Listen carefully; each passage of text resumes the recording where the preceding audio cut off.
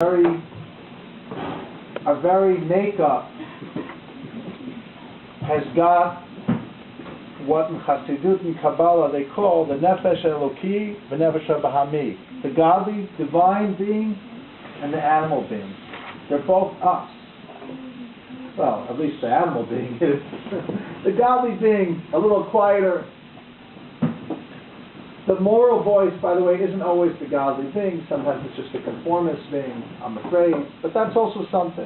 The Gemara says, somebody who has no embarrassment, no shame, there's something wrong. The Jewishness is lacking because it's part of the Jewish characteristic to be embarrassed, to feel guilty, to stop yourself from doing things. So this is the world we live in. It's not a very pleasant place for many of us. Because it can't really make you feel good if you feel like a hypocrite. Because either you are a hypocrite or you're potentially a hypocrite. That's the only difference. So the potential hypocrite can feel good about themselves that they haven't actually done the things that would make them hypocritical. They just want to. That's good. That's good. I can't claim to be that. I don't have that problem of being a potential hypocrite, so I'm not worried about it. I let the potential hypocrites, they have that problem. I don't have that problem. Anyway, this is the world of action, and this is the first world we have to enter. But even within the framework of the world of action, with the world of doubt where faith itself is in doubt, there's still a construct of what we believe. Even though that faith is shaky, even though it's challenged within our own psyche, but it's still there. And when we cleave to it, and we act accordingly, even though we may be hypocrites in potential because it's not who we totally are, but it is a high level. And once you attach yourself to that level, you lead your life accordingly, you fix your world of action. And then you get to experience a little more clarity, and you enable yourself to enter into the world of emotions. So now we're going to serve the fruits, the first course. And we're going to experience the world of action, which is a hard outer shell, like a walnut, that represents the way we perceive things. On the outside of it, it seems to be disconnected. We all seem to be independent of each other.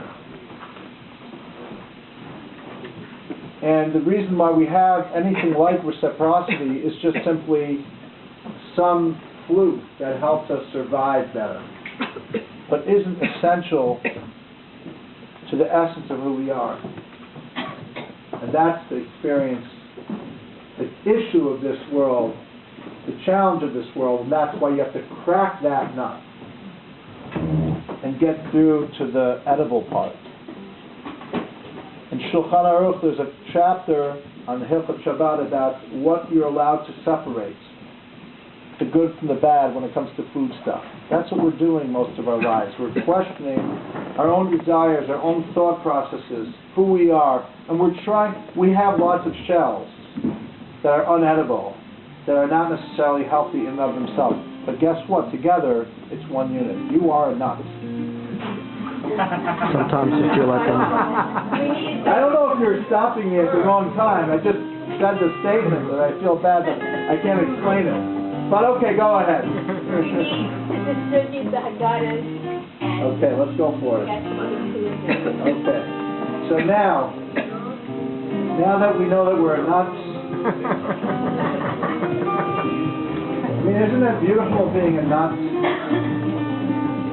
Because you realize that the hard parts of you that are really essentially going to be thrown in the garbage, but they're there for a purpose, they're to protect the edible part that's within you also. And you can't separate the inside from the outside until you crack it open and then physically take out the edible part from the inedible part. And that's what we're doing in our lives in this world.